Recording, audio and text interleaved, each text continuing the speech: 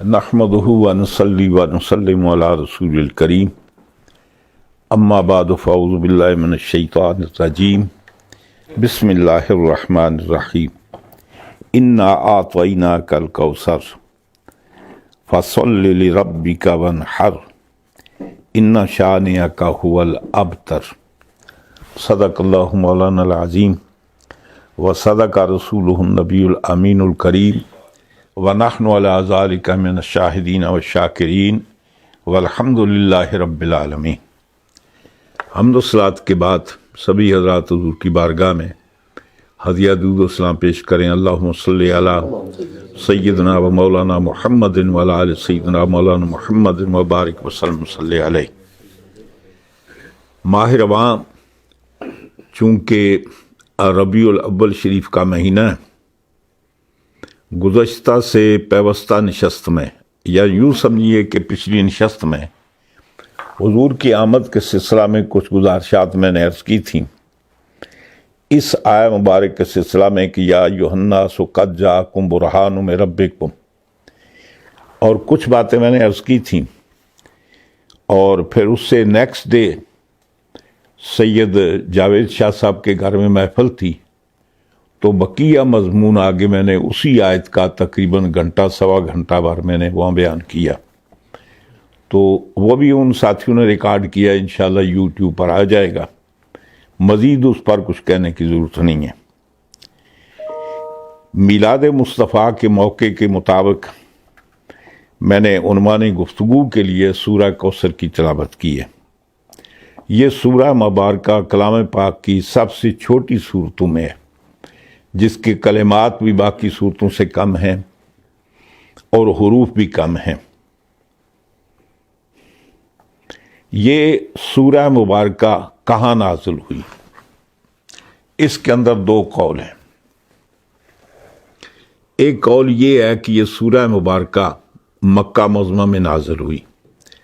شان نزول اس کا یہ ہے کہ جب حضور کے شہزادے سیدنا حضرت قاسم، حضور کے بیٹے، ان کا وصال ہو گیا، تو اس موقع پر مشرکین مکہ نے، عاصی بن وائل نے یہ کہا تھا کہ از خود اللہ تعالیٰ نے حضور کی نسل کو منقطع کر دیا، یہ ابتر ہو گئے، اب ان کا نام و نشان دنیا سے مٹ گیا۔ اور دوسرا اس کا شان نزول یہ ہے کہ حدیبیہ کے بعد، یعنی ہجرت کے بعد، حدیبیہ کے بعد سرکار دو عالم صلی اللہ علیہ وآلہ وسلم نے ارشاد فرمایا کہ آج مجھ پر اللہ تعالیٰ کی ایک سورہ مبارکہ نازل ہوئی ہے، اور اس کے نزول کی وجہ کہ حضور کے آخری بیٹے سیدنا حضرت ابراہیم، جب ان کا وصال ہوا، منافقین نے، مشرکین مکہ نے اس وقت بھی اس خوشی کا اظہار کیا کہ حضور مقطوع نسل ہو گئے، حضور کی نسل منقطع ہوگی، اب ان کا نام و نشان دنیا سے مٹ جائے گا۔ اس وقت اللہ تعالیٰ نے یہ سورہ مبارکہ نازل کی۔ اس کے اندر کچھ صحابہ کرام کا قول یہ ہے کہ یہ مکہ معظمہ میں نازل ہوئی۔ حضرت حسن بصری، حضرت مجاہد، حضرت قتادہ، اکرمہ، بڑے بڑے اجلہ تابعین ہیں، وہ یہ کہتے ہیں کہ سورہ مبارکہ مدینہ میں نازل ہوئی۔ مطلب اس کا یہ ہوا کہ اس کے اندر اس بات میں اتفاق نہیں ہے کہ یہ مکہ میں نازل ہوئی یا مدینہ پاک میں نازل ہوئی۔ یہ فرماتے ہیں کہ جی آپ ارشاد فرماتے ہیں کہ سورہ کوثر مکیۃ او مدنیۃ و آیاتھا ثلاث آیات، یعنی یا یہ مکی ہے یا مدنی ہے، دونوں کے اندر اختلاف ہے۔ اور اس کے اندر بہتر تطبیق یہ ہے کہ کلام پاک کے بعض صورتیں وہ ہیں جو دو بار نازل ہوئی ہیں۔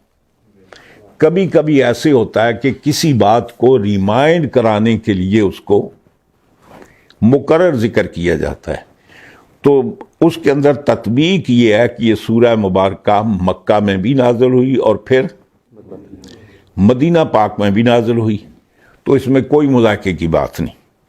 مکہ معظمہ میں اس وقت نازل ہوئی جب حضور کے شہزادے حضرت قاسم، حضرت عبداللہ کا انتقال ہو گیا۔ مدینہ پاک میں اس وقت نازل ہوئی جب آپ کے آخری بیٹے حضرت ابراہیم کا وصال مبارک ہوا، انتقال ہو گیا۔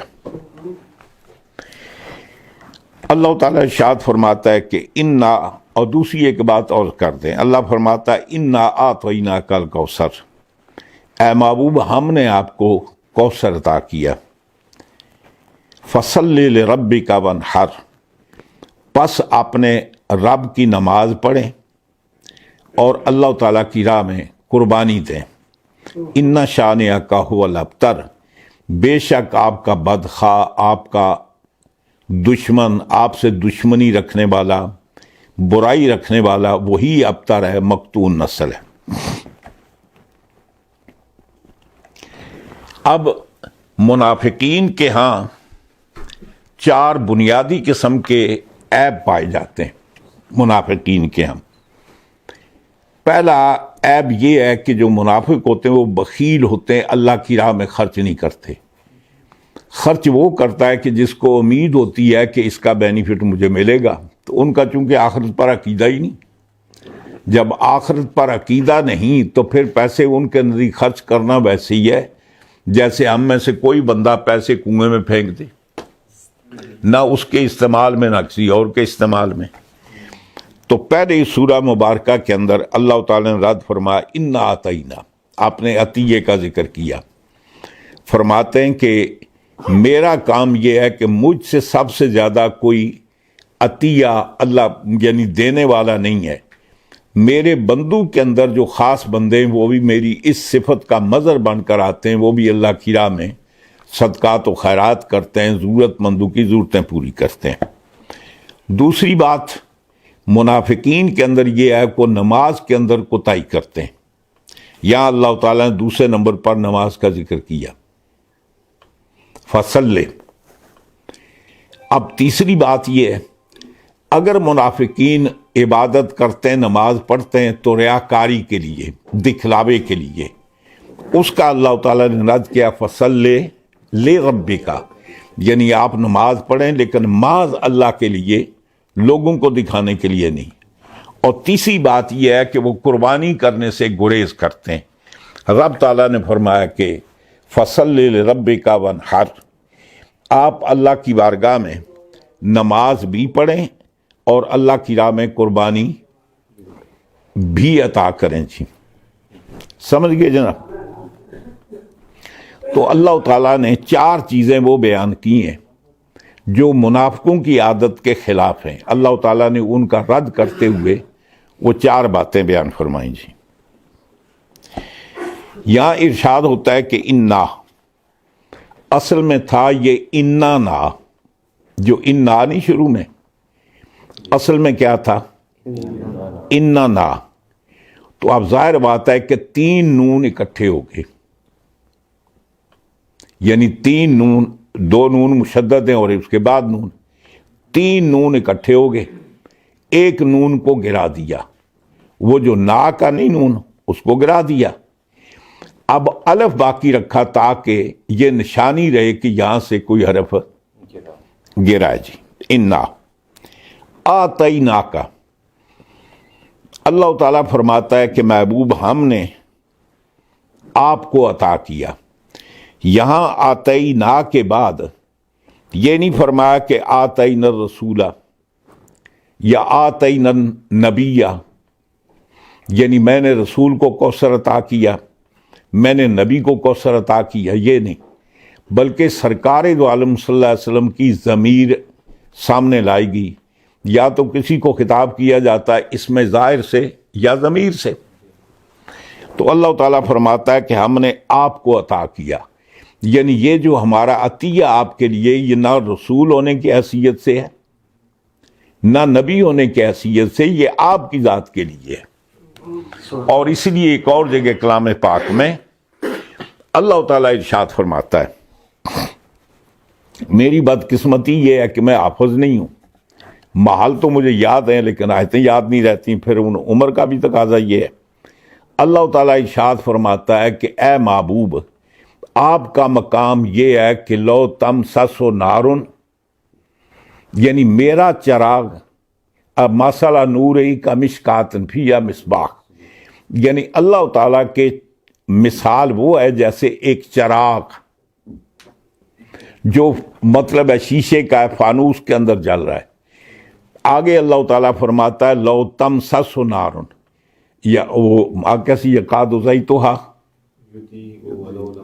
ہاں اللہ تعالیٰ فرماتا ہے کہ میرا چراغ وہ ہے جو روشنی دیتا ہے، اگر اس کے اندر نہ وہ کیا کہتے ہیں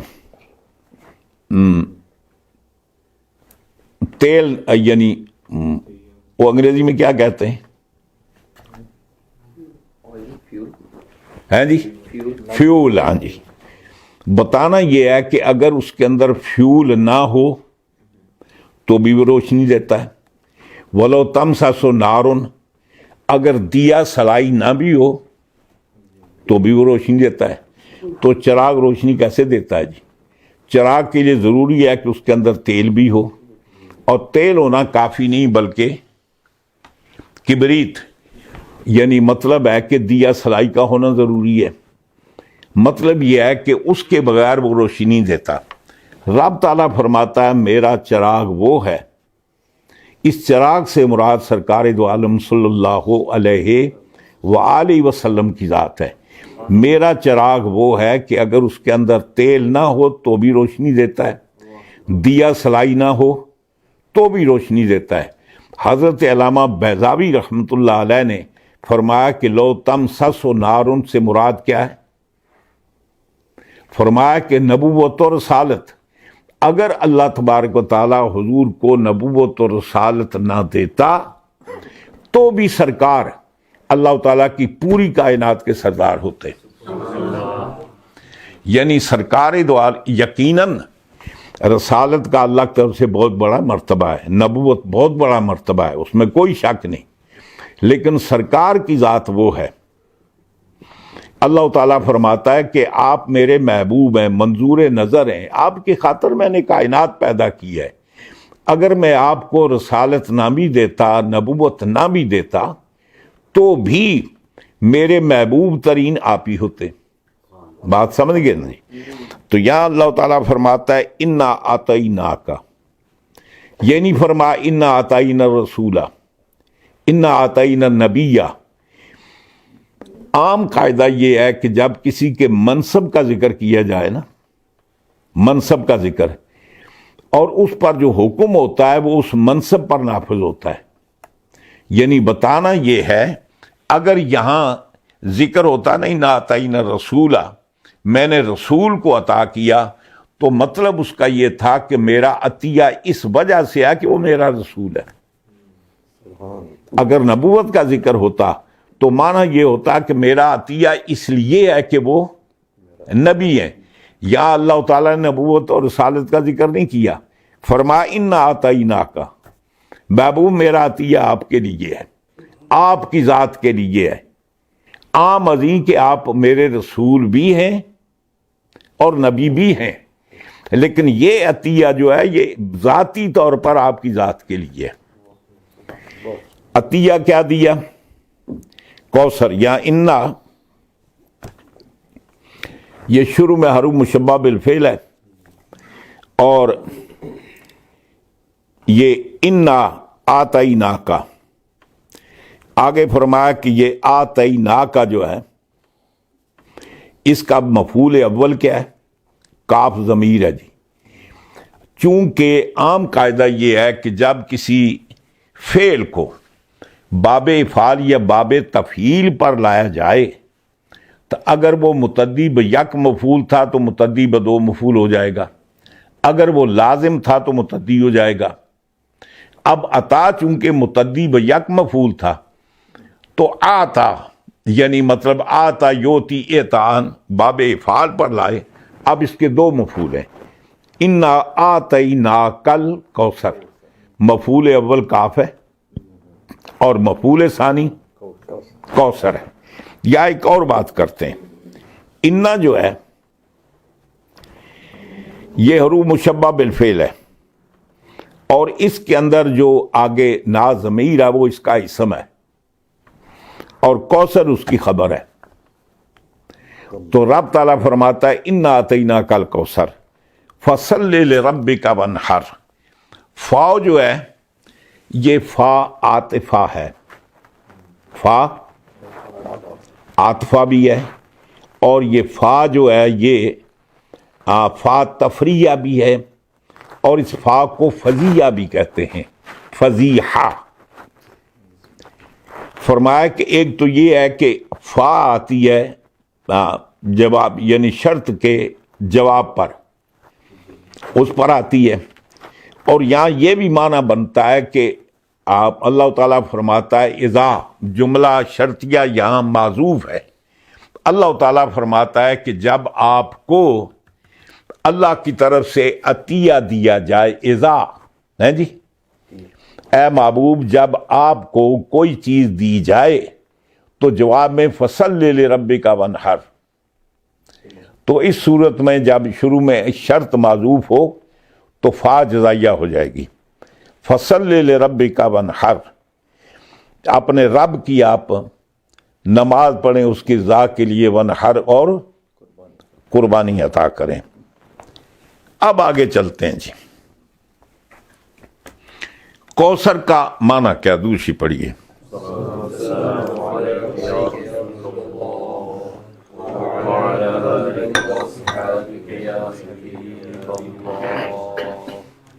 یہ بطور عقیدہ کے بات یاد رکھیں، قرآن کلام الہی ہے، اور سارے کا سارا کلام پاک قطعی الثبوت ہے، یعنی اس کا ایک ایک حرف، ایک ایک لفظ من جانب اللہ قطعی الثبوت ہے، اس کے ایک حرف کا بھی کوئی بندہ انکار کرے تو دائرہ اسلام سے خارج ہے۔ پورے کا پورا کلام الہی قطعی الثبوت ہے، لیکن قطعی الدلالت نہیں ہے۔ یہ اللہ کا کلام ہے، یہ تو کلیئر ہے، جو معنی اس کا کرنے یہ قطعی ہے، یہ ضرورت نہیں ہے جی۔ اس لیے کہ جہاں ایک لفظ ایسا استعمال ہوتا ہے جس کے مختلف معانی ہوتے ہیں، اس کا مطلب ہے وہ قطعی الدلالت سے اس کا منزلہ نیچے ہو جاتا ہے جی۔ جب کسی جگہ مطلب ایک لفظ متحمل ہوتا ہے دو معنوں کا یا دو سے زیادہ معنوں کا، تو پھر اس کا جو معنی ہے وہ قطعی نہیں رہتا جی۔ اسی طریقے سے حدیث کا معاملہ یہ ہے، احادیث جو ہے وہ قطعی الثبوت نہیں ہے جی، صرف حدیث متواترہ قطعی الثبوت ہیں، لیکن قطعی الدلالت نہیں ہے۔ باقی تمام ذخیرہ حدیث نہ قطعی الثبوت ہے نہ قطعی الدلالت ہے، نہ تو اس کا ثبوت قطعی ہے کہ یقینی طور پر وہ حضور ہی نے فرمایا ہے، اور نہ اس کا معنی قطعی ہے کہ جو ہم معنی سمجھے وہی قطعی ہے جی۔ یعنی حدیث متواتر قطعی الثبوت ہے، قطعی الدلالت نہیں ہے۔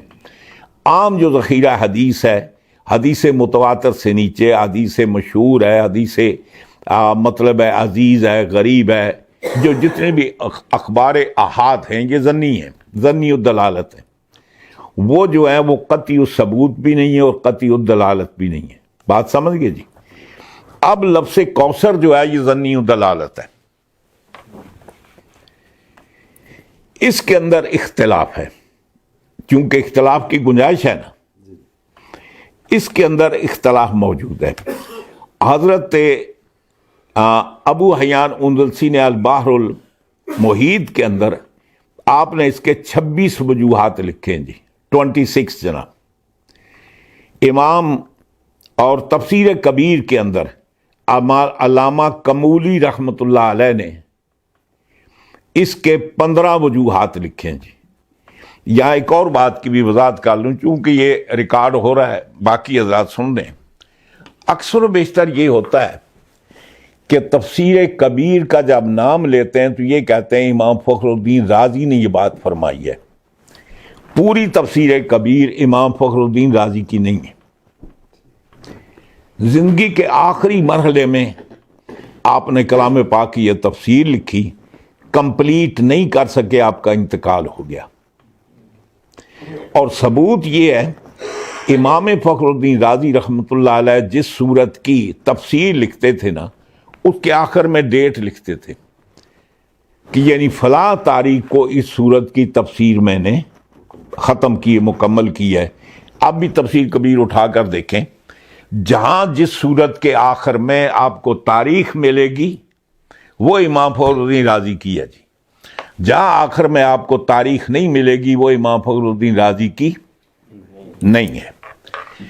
آپ کے بعد قاضی شہاب الدین ہوئے، انہوں نے ٹرائی کی کہ حضرت امام فخر الدین رازی رحمۃ اللہ تفسیر کی تکمیل کی جائے۔ امام رازی کا انتقال ہوتا ہے 606 میں، اور علامہ قاضی شہاب الدین کا انتقال ہوتا ہے 637 میں، یعنی آپ سے تقریباً 31 سال بعد آپ نے ٹرائی کی، اور کمپلیٹ آپ بھی نہیں کر سکے، آپ کا بھی انتقال ہو گیا جی۔ اب تفسیر کبیر ادھوری رہ گئی۔ اس کے بعد پھر علامہ کمولی آئے۔ اب علامہ کمولی کا جو سن وفات ہے وہ 735-36 ہے، یعنی 100 سال کے بعد۔ باقی پھر انہوں نے تکمیل کر دی، یعنی پوری اینڈ تک پھر انہوں نے، اور یہ دونوں حضرات نے کوشش کی کہ انداز وہی رکھیں جو امام فخر الدین رازی کا ہے، انداز نہ بدلنے پائے۔ یہ بات ذہن میں رکھیں، تفسیر کبیر کے اندر ہر بات لکھی ہوئی امام رازی کی نہیں ہے۔ جو حصہ امام رازی کی تفسیر ہے وہ امام رازی کی اپنی حیثیت ہے، وہ حیثیت شہاب الدین قاضی کی نہیں ہے، وہ حیثیت امام کمولی کی نہیں ہے جو امام فخر الدین رازی کی۔ بہرحال یہ شہاب الدین نے یا امام کمولی نے، جسے ہمیں لکھا ہے تفسیر کبیر کے اندر، وہ یہ تعریف فرماتے ہیں کہ 15 وجوہات انہوں نے اس کے تعریف فرمائے جی۔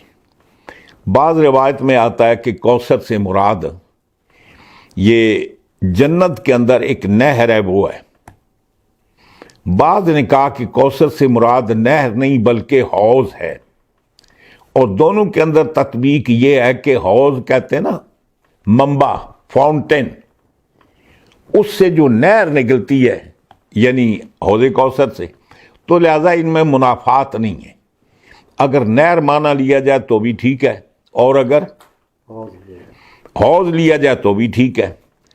بعض نے فرمایا کہ اس سے مراد یہ خانہ کعبہ ہے، یعنی وہ جو دشمنوں کے قبضے میں تھا نا، تو سرکار جب فتح مکہ ہوا تو اللہ تعالیٰ نے خانہ کعبہ حضور کی تعویل میں دے دیا، تو خانہ کعبہ کو کوثر کے ساتھ تعبیر کیا گیا کہ اب ہم نے یہ خانہ کعبہ کی تولیت آپ کے حوالے کی، اب قیامت تک یہ آپ کے پاس رہے گی۔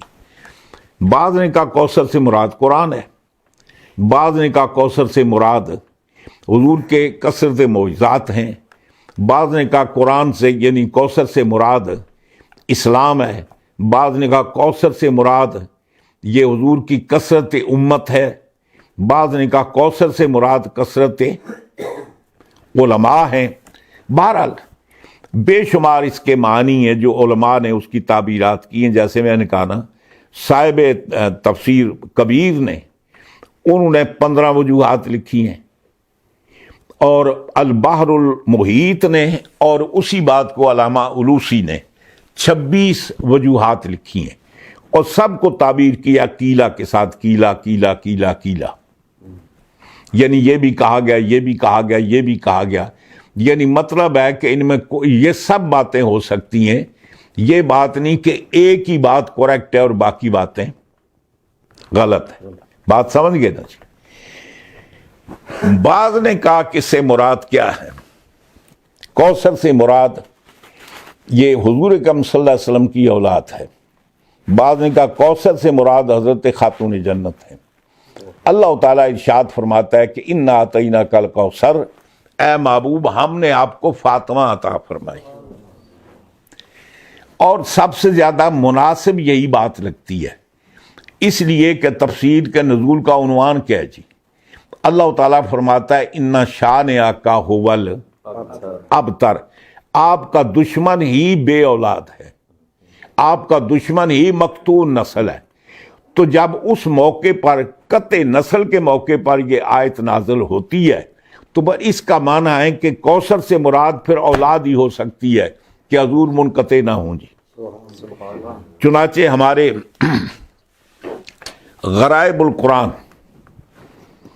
کلام پاک کی تفسیر ہے، اس کو تفسیر نیشاپوری بھی کہتے ہیں۔ حضرت علامہ نظام الدین حنفی رحمۃ اللہ علیہ نیشاپور کے، انہوں نے کلام پاک کی تفسیر لکھی غرائب القرآن۔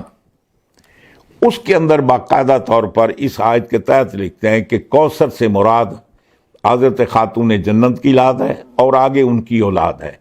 پھر باقاعدہ اولاد کے نام لکھیں جی۔ فرمایا کہ حضرت خاتون جنت وہ ہیں کہ جن کے اولاد بڑے بڑے شاہکار ہیں، حسنین کریمین ہیں، امام زین العابدین ہیں، امام محمد باقر ہیں، حضرت امام جعفر صادق ہیں، موسیٰ کاظم ہیں، علی رضا ہیں، علی تقی ہیں۔ یہاں تک آپ نے لکھا کہ اتنے جلیل القدر جس کی اولاد میں اتنے بڑے صاحب علم ہوں، اس کا نام دنیا سے کیسے مٹ سکتا ہے؟ اور اسی بات کو برہان الدین البقائی، ان کی تفسیر ترتیب صور جناب، برہان الدین البقائی نے بھی اس تفسیر کے تحت ائمہ اہل بیت کے نام لکھیں جی، باقاعدہ نام لکھیں کہ اس سے مراد کوثر سے مراد کیا ہے؟ حضور کی کثرت اولاد مراد ہے۔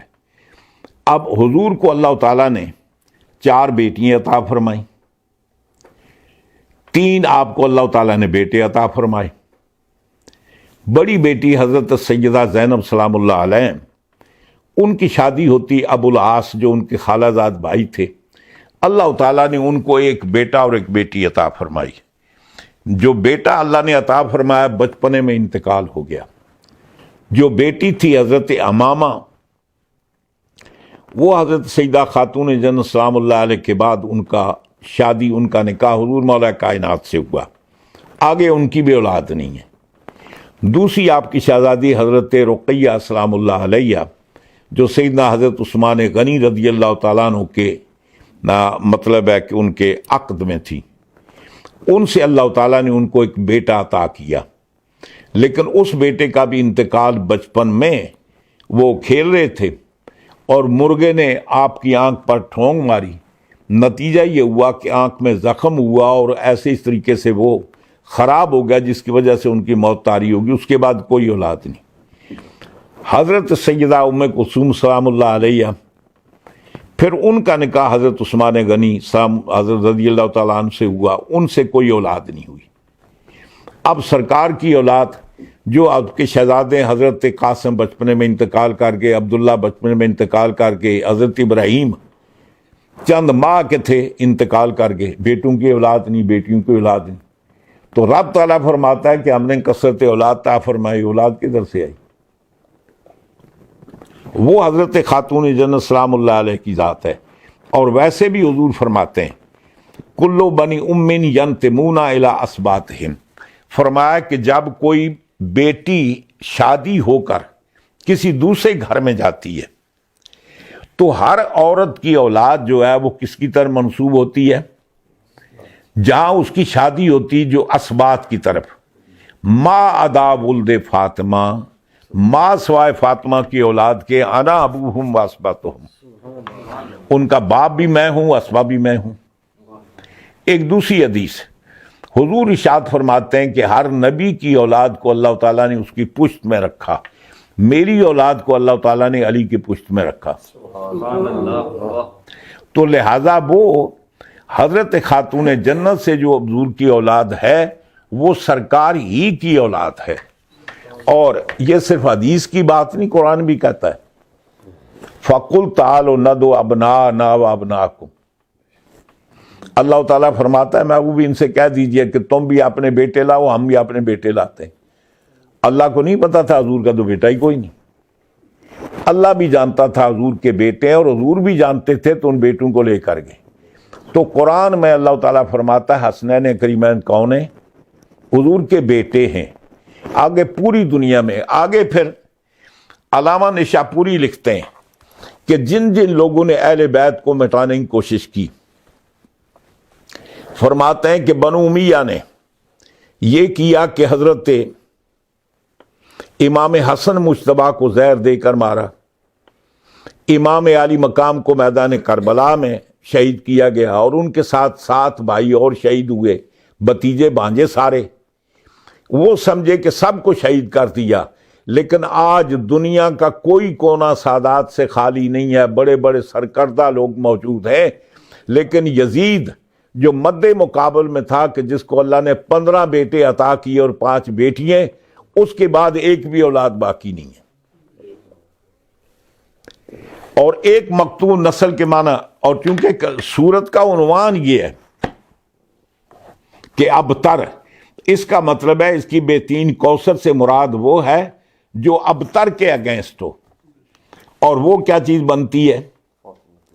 اولاد۔ اور اسی بات کو تفسیر کبیر کے اندر بھی ائمہ اہل بیت کے نام لکھے گئے۔ پھر اس کے علاوہ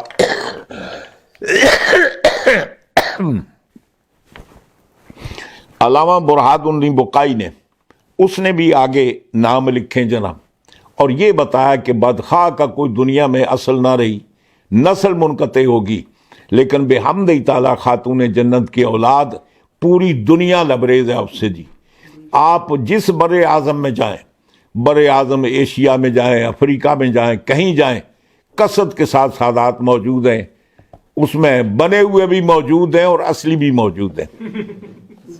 ہاں، بنے ہوئے کی کمی نہیں ہے۔ ہاں، اب کوئی آدمی اہل بیت کی عظمت سمجھے یا نہ سمجھے، یہ اپنی جگہ، لیکن ذہنی طور پر جب کوئی آدمی نسب چینج کرتا ہے، اصلی نسب کو چھوڑ کر دوسرے نسب کی طرف جاتا ہے، تو یقینی طور پر وہ اپنی نسب سے دوسری نسب کو اگر اعلیٰ نہ سمجھے تبدیل کیوں کرتا ہے؟ جی تو حضرت تفسیر کبیر کے اندر بھی نام موجود ہیں بڑی ڈیٹیل کے ساتھ، اور سید محمود آلوسی رحمۃ اللہ علیہ روح المعانی کے اندر آپ نے بھی جہاں کئی وجوہات بیان کیے وہاں فرمایا، اور ائمہ اہل بیت کے آخر میں نام بھی لکھے۔ بیشتر جتنی تفسیریں جنہوں نے سورہ کوثر کی تفسیر لکھی ہے، ان میں بیشتر وہ ہیں کہ جنہوں نے کوثر سے مراد سرکار کی اولاد بھی، جہاں اور معنی بیان کیے وہاں اولاد بھی، اور اولاد کہاں سے آئی؟ حضرت خاتون جنت۔ تو فرمایا کہ اصل کوثر سے مراد کیا؟ فاطمہ ہے۔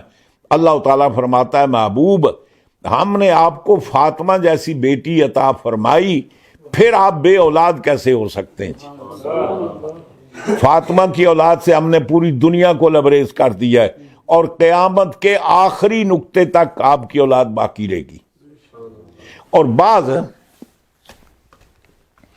حضرت شیخ اکبر نے بھی یہ بات لکھی ہے، اور دیگر علماء کرام نے یہ بات لکھی۔ اللہ تعالیٰ فرماتا ہے وَمَا كَانَ اللَّهُ لِيُعَذِّبَهُمْ وَأَنْتَ فِيهِمْ۔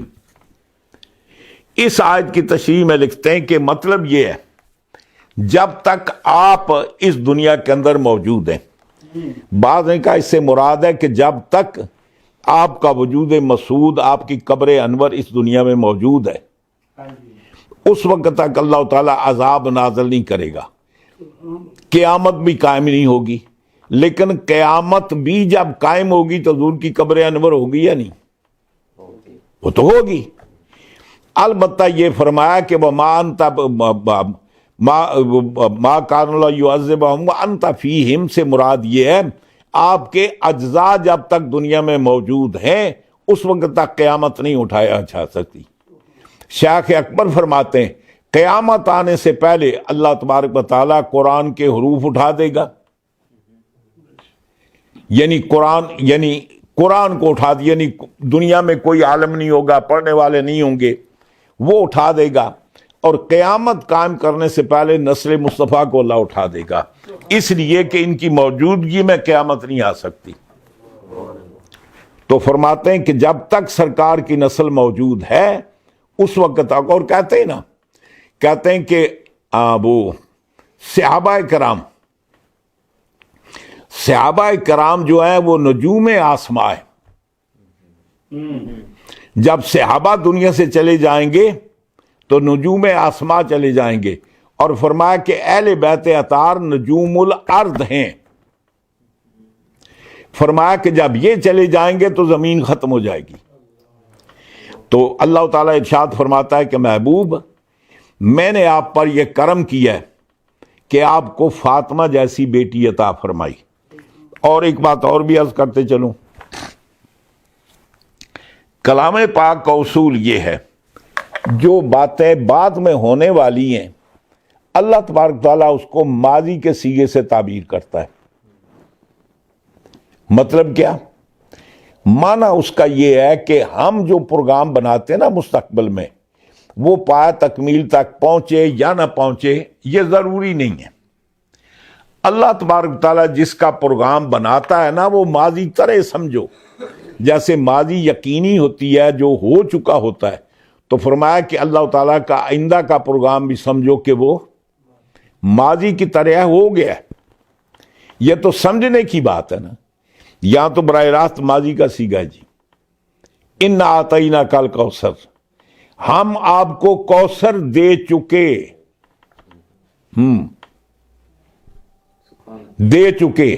تو جب یہ سورہ مبارکہ نازل ہوتی ہے تو خاتون جنت وہ مکے میں نازل ہو یا مدینہ میں نازل ہو، دونوں موقعوں پر فاطمہ خاتون جنت دنیا میں موجود تھی. اللہ تعالیٰ آپ کو حضرت خاتون جنت جیسی بیٹی عطا کر چکا تھا، دے چکا تھا جی. آگے ایک اور بات عرض کرتے ہیں. آگے ارشاد اللہ فرماتا ہے کہ کوثر، ہم نے آپ کو کوثر عطا کیا. یہ کوثر بر وزن فعل،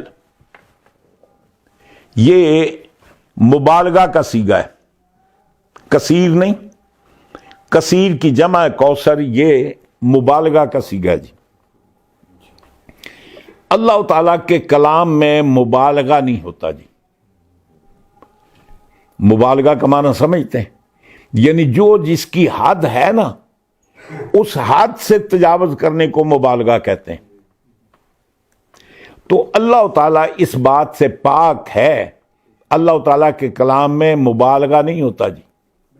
جیسے اللہ تعالیٰ کے کلام میں اس میں تفضیل کا صیغہ نہیں، یعنی اللہ کی ذات کے لیے اس میں تفصیل کا صیغہ استعمال نہیں ہوتا، وہ مبالغہ ہی کے معنی میں ہوتا ہے. اور اللہ تعالیٰ جو مبالغے کا صیغہ بیان فرمائے وہ حقیقی معنوں پر مشتمل ہوتا ہے، وہ مبالغے پر نہیں. تو کوثر یہ مبالغہ کا صیغہ ہے. اس کا معنی ہے کہ کثرت کی انتہا،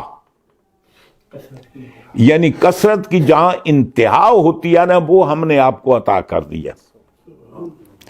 یہاں ایک اور بات عرض کرتے چلوں، وہ یہ ہے کہ اگر ہم کوثر، یقیناً یہ ساری باتیں درست ہیں.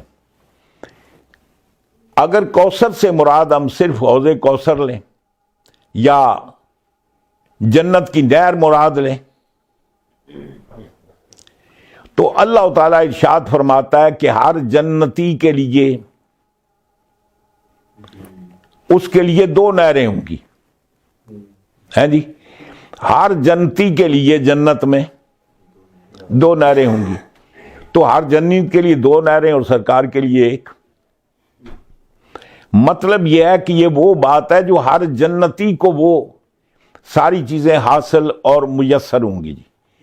اگر اس سے مراد معجزات لیے جائیں تو ظاہر بات ہے کہ حضور تو سراپا معجزہ بن کر آئے نا، لیکن معجزات، نفس معجزہ تو انبیاء کرام کی زندگی میں موجود ہے، امتیاز تو نہ ہوا جی.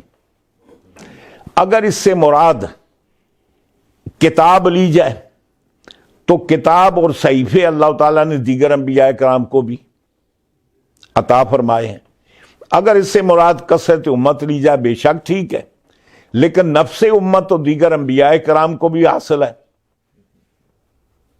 یعنی جو بھی مراد لیں گے وہ مقدار میں یکساں نہ صحیح، لیکن سب کے ہاں وہ چیز موجود پائی جاتی ہے جی. سب کے ہاں وہ چیز موجود ہے. لہذا اس کا معنی وہ کرنا چاہیے کہ جس میں سرکار کا امتیاز ہو. ایک تو بات ہم نے یہ عرض کی کہ رب تعالیٰ ارشاد فرماتا ہے کہ محبوب ہم نے آپ کو فاطمہ عطا فرمائی اور وہ آپ کے سوا ہم نے کسی کو نہیں دی. وہ آپ کا امتیاز ہے. وہ کسی کو ہم نے وہ مقام جو خاتون جنت کا ہے، کسی نبی کی بیٹی کو وہ مقام ہم نے عطا نہیں کیا جو حضرت خاتون جنت کا مقام ہے. نمبر 1. دوسری بات یہ اس سے معنی یہ بھی ہو سکے انتہائی کثرت، یعنی جہاں کثرت کی انتہا ہوتی نا وہ میں نے آپ کو دے دیا۔ اب اس پوری کائنات پر غور کریں، اس کائنات کی ابتدا بھی وحدت سے ہے اور انتہا بھی وحدت پر۔ یہ کائنات نہیں تھی تو کون تھا؟ اللہ کی ذات۔ یہ کائنات نہیں رہے گی تو کون باقی رہے گا؟ اللہ تعالیٰ فرماتا ہے نا کل شیء ہالک الا وجہہ، ہر چیز ہلاک ہو جائے گی ما سوائے اللہ کی ذات کے۔ اور فرمایا کہ اللہ تعالیٰ تھا وکان اللہ ولم یکن معہ شیء، اللہ تھا اور اللہ کے سوا کوئی چیز نہ تھی۔ تو یوں سمجھیے کہ یہ کثرت کہاں سے آئی؟ وحدت سے۔ اللہ تعالیٰ نے اس مخلوق کو پیدا کیا، اس موجود کو وجود بخشا، یہ کثرت وحدت سے کثرت وجود میں آئی۔ اور پھر کثرت کی انتہا کس پر ہوتی ہے؟ وحدت پر۔ اب یہاں ایک اور بات آپ کو بتاتے چلوں، ذرا دوسری پڑھیے۔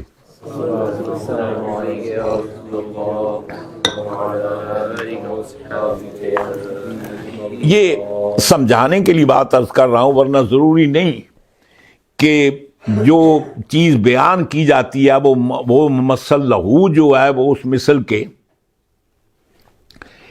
بالکل مطابق ہو، ایسی بات نہیں ہے۔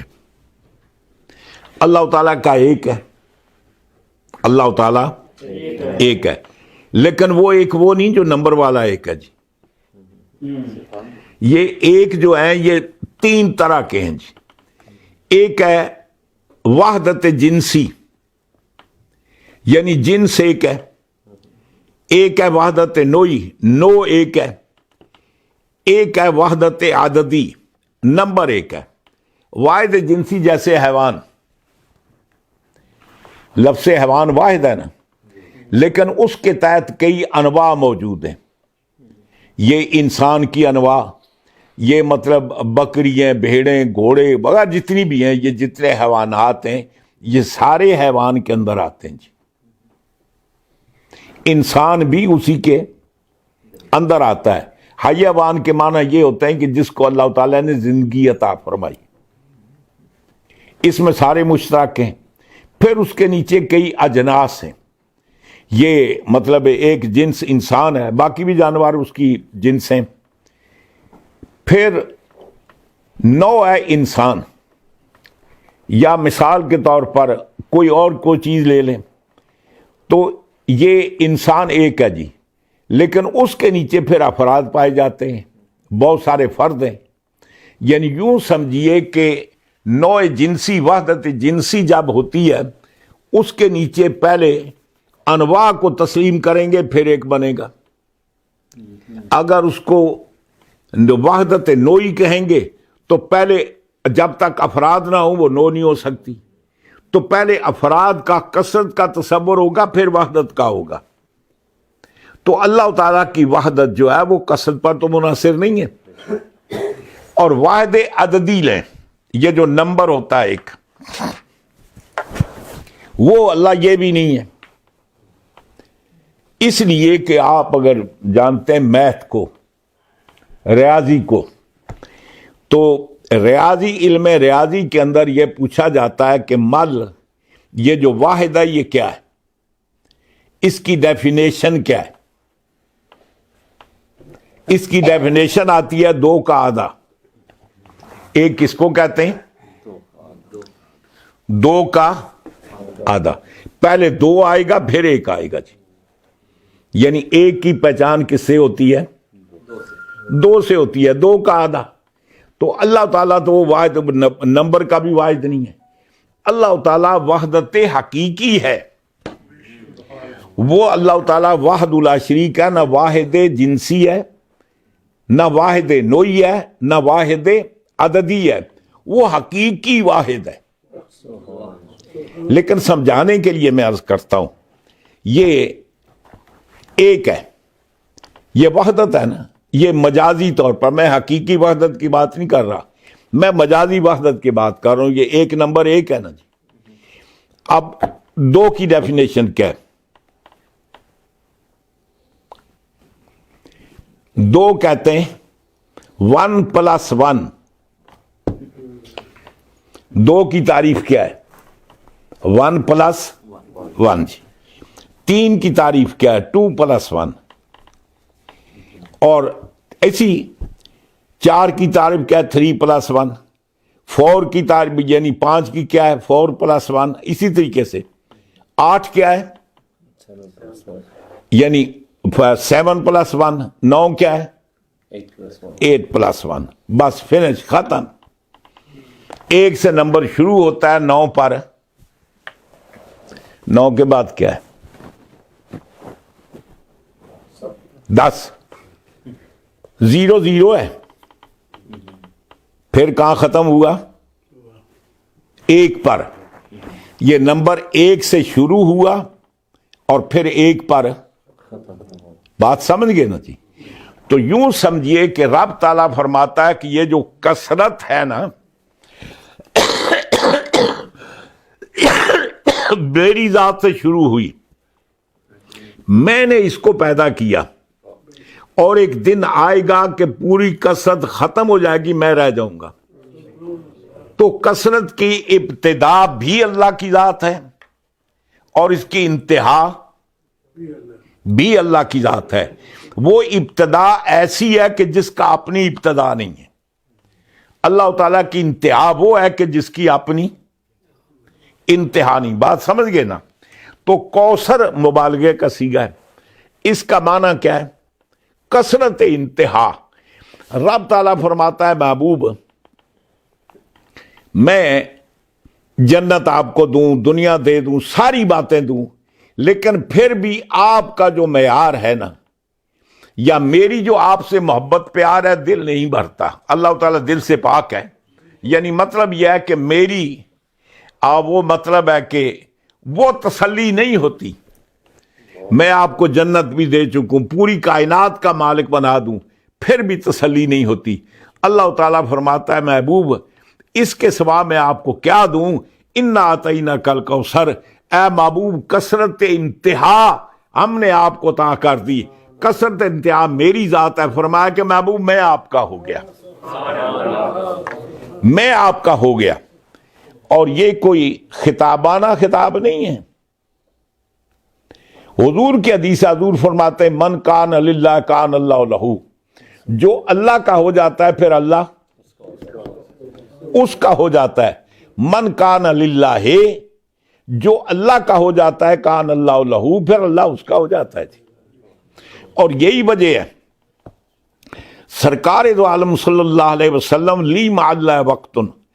حضور فرماتے ہیں کہ اللہ کے پاس میرا ایک وقت ہوتا ہے لا یسع فیہ ملک مقرب ولا نبی المرسل.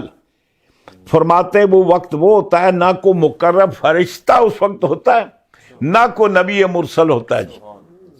اس میں کسی کی وسعت ہی نہیں ہے، صرف میں ہوتا ہوں. تو رب تعالیٰ فرماتا ہے محبوب ہم نے آپ کو وہ مقام عطا کیا جو نہ کسی فرشتے کو عطا کیا، نہ کسی رسول اور نبی کو تلاش کیا دیا. وہ مقام یہ ہے کہ محبوب میں آپ کا ہو گیا. اور اسی لیے حضور نے ایک موقع پر یوم وصال کے روزے رکھنے شروع کر دیے. وصال کے معنی ہوتے ہیں ملانا، کنٹینیوسلی، بغیر سحری کیے، بغیر افطاری کیے شروع کر دیا. جی. صحابہ نے دیکھا کہ حضور یہ کام کر رہے ہیں، انہوں نے بھی رکھنا شروع کر دیا. نتیجہ یہ ہوا کہ 1-2 دن گزرنے کے بعد اب جب وہ مسجد میں آ رہے ہیں رنگ پیلے ہوئے جناب، مشکل سے چل سکتے ہیں جناب، کچھ لاٹھیوں کے بل آ رہے ہیں جناب. حضور نے فرمایا میں تمہیں کیا دیکھ رہا ہوں؟ عرض کرتے ہیں یا رسول اللہ ہم نے دیکھا کہ آپ لگاتار روزہ رکھ رہے ہیں، نہ سحری کرتے ہیں نہ افطاری کرتے ہیں، تو ہم نے کہا ہم بھی رکھتے ہیں. حضور نے فرمایا ایکم مثلی، اور تمہیں میری طرح کون ہے؟ کیا مطلب؟ اب یہ استفہام انکاری ہے، تم میں میری طرح کوئی نہیں ہے. اور دوسرے موقع پر حضور فرماتے لستو کحیاتکم، میں تمہاری طرح نہیں ہوں. اچھا پھر کیا ہے؟ فرماتے انا ابی تو عند ربی، میری راتیں اللہ کے پاس ہوتی ہیں. ہوا یطعمنی و یسقینی، وہ مجھے کھلاتا بھی ہے اور پلاتا بھی ہے. تمہیں کس نے کہا میں افطاری نہیں کرتا؟ تمہیں کس نے کہا میں سحری نہیں کرتا؟ میری سحری بھی ادھر ہوتی ہے، میری افطاری بھی وہاں ہوتی ہے۔ میرا وہ وقت ہوتا ہے کہ اس وقت کسی کی گنجائش نہیں ہوتی جناب۔ اور وہ وقت کیا ہے؟ اور حدیث آپ کو پہلے میں نے سنائی، حضرت سیدہ عائشہ صدیقہ سلام اللہ علیہ اور میری آپ کی ماں صدیقہ بنت صدیق حضرت عائشہ صدیقہ سلام اللہ حضور کی محبوب ترین بیوی، آپ میکے تشریف لے گئیں، واپس آئیں، حضور اپنے حجرہ مبارک کے اندر تھے، آپ نے دستک دی، حضور نے اندر سے پوچھا من، بھائی کون ہے؟ آپ عرض کرتے ہیں عائشہ، یا رسول اللہ میں عائشہ ہوں۔ حضور فرماتے ہیں من عائشہ، وہ عائشہ کون ہے؟ فرمایا مت تو ابی بکرن، ابو بکر کی بیٹی۔ فرمایا من ابو بکر، ابو بکر کون ہے؟ آپ فرماتی ہوا صاحب رسول اللہ، وہ رسول اللہ کے ساتھی ہیں۔ حضور نے فرمایا من رسول اللہ ہیں جی۔ مائی صاحبہ گھبرا گئے، انہوں نے کہا کہ کہیں اگر میں نے یہ کہہ دیا کہ رسول اللہ وہ ہیں جو اللہ کے رسول ہیں، یہ ان کا خیال تھا کہیں حضور یہ نہ کہہ بیٹھیں کہ من اللہ، یہ ان کی سوچ تھی۔ آپ واپس چلی گئی، کچھ دیر کے بعد واپس تشریف لاتی ہیں، دستک دی، حضور نے دروازہ کھولا تو عرض کرتی ہیں یا رسول اللہ، یہ تعجب عجیب بات ہے، اس سے پہلے میں آئی اور یہ معاملہ گزرا تو میں ڈر گئی، میں نے یہ نہیں بات کہا۔ تو آپ نے فرمایا کہ اے عائشہ، میرا ایک وقت وہ ہوتا ہے کہ میں صرف اللہ کے پاس ہوتا ہوں، پھر کسی نبی اور رسول کی گنجائش نہیں تو تیری گنجائش کدھر سے آئے گی؟ تو رب تعالیٰ فرماتا ہے انا اعطیناک الکوثر، اے محبوب ہم نے فیصلہ کیا کہ ہم آپ کے ہوگے، جب ہم آپ کے ہوگے پھر آپ کو بھی کچھ کرنا چاہیے نا۔ بات دیکھیں نا، تالی دونوں ہاتھوں سے بجتی ہے۔ فرمایا کہ ہم آپ کے ہوگے تو آپ کیا کریں؟ فصلی لربک، پھر آپ بھی اپنے رب کے جو آپ کا ہو گیا ہے پھر اس کی نمازیں پڑھیں اور اس کی نیت سے پڑھیں، ونہر اور قربانی بھی عطا کریں جی۔ بعض نے محسنین کا فصلی سے مراد یہاں نماز عیدین ہے، ونہر سے مراد قربانی ہے۔ بعض نے کہا فصلی سے مراد کوئی بھی نماز ہے، سب نمازیں مفروضہ جو فرض نمازیں ساری سے مراد ہے۔ ونہر سے یعنی اس دن کی نہیں بلکہ عام جو بندہ قربانی کرے وہ مراد ہے۔ نہر اصل میں اونٹ کی قربانی کو کہتے ہیں، لیکن عام طور پر یہ استعمال سب قربانیوں کے لیے ہوتا ہے۔ گائے، بکری، بھینس، بکری وغیرہ جس کی بھی قربانی دیں اس کے لیے قربانی کا لفظ بھی استعمال ہوتا ہے اور نحر کا لفظ بھی استعمال ہوتا ہے جی۔ تو فرمایا کہ پھر جب وہ آپ کا ہو گیا تو پھر آپ اس کے ہو جائیں، جب آپ اس کے ہو جائیں تو پھر آپ کو کیا کرنا ہے؟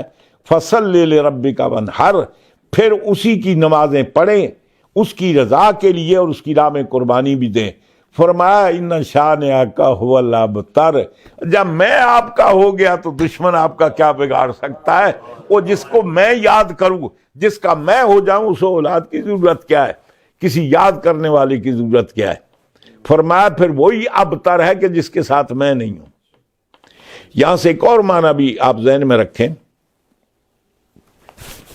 یہ جو شان آقا نہیں، شان یہ اس میں فاعل کا صیغہ ہے اور اس کا مصدر بنتا ہے شنعان، جیسے کہ زربان، زربان یہ بھی مصدر ہے، شنعان جیسے اللہ تعالیٰ فرماتا ہے کہ لا یجرمنکم شنعان قوم، تو وہاں مصدر استعمال ہوا ہے، تو اس کا مصدر جو ہے وہ شنعان، شنعان کے معنی ہوتے ہیں بدخواہ، برا چاہنے والا، بغض کرنے والا، نفرت کرنے والا جی۔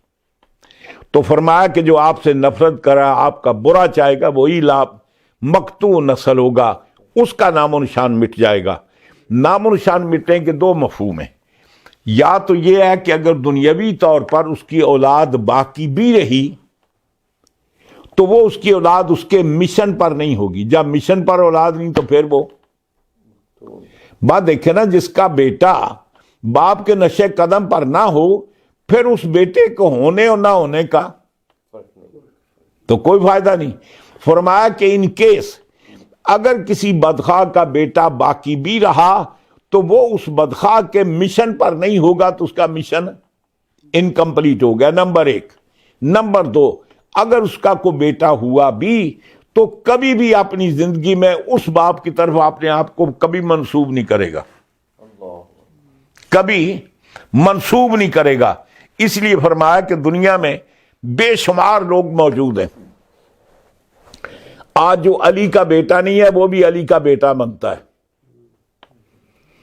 کبھی بنو امیہ میں بھی کسی کو دیکھا، کسی نے کہا میں فلاں کا بیٹا ہوں، فلاں کا بیٹا ہوں، میرا نسب نامہ مروان سے ملتا ہے، میرا نسب نامہ یزید سے ملتا ہے، کبھی کسی نے کہا؟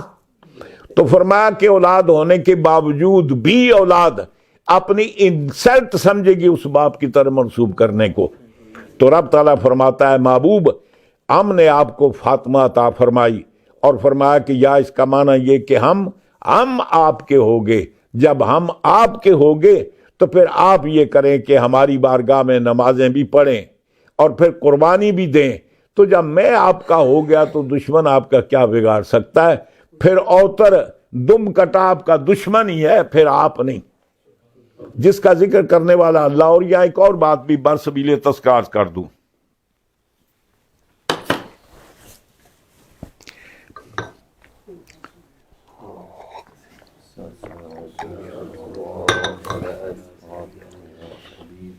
ذکر کی بقا کس سے ہوتی ہے؟ ذاکر سے۔ ذکر کی بقا کس سے ہے؟ ذاکر سے ہے۔ یعنی ذکر کے معنی ہوتے ہیں کسی کا ذکر کرنا، یاد رکھنا، تو یاد کوئی ہوگا تو یاد رکھے گا نا، بات سمجھ گئے نا جی؟ اللہ تعالیٰ کی سب سے بڑی ذات ہے، لیکن اللہ تبارک و تعالیٰ ایک وقت تھا کہ اللہ تھا، اس کا ذاکر کوئی نہیں تھا۔ جیسے حضور فرماتے وَقَانَ اللَّهُ لَمْ يَكُنْ مَعَهُ شَيْءٌ، اللہ تھا، اللہ کے سوا کوئی نہیں تھا۔ تو جب اللہ کے سوا تھا ہی نہیں تو اللہ کا ذکر کون کرتا جی؟ یعنی خدا تھا، ذاکر نہیں تھا، اس کا ذکر کرنے والا نہیں تھا۔ اور ایک وقت آئے گا کلو شیء ہالک الا وجہہ، ہر چیز ہلاک ہو جائے گی، اللہ ہوگا، اس کا ذکر کرنے والا کوئی نہیں ہوگا۔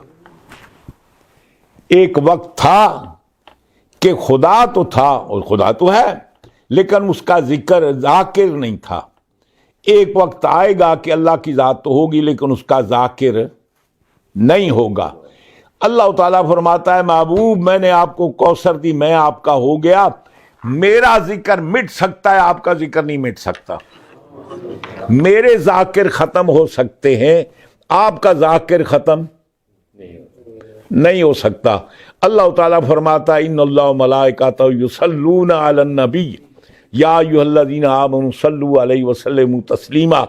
اللہ فرماتا ہے کہ اللہ اور اس کے فرشتے محبوب کا ذکر کرتے ہیں۔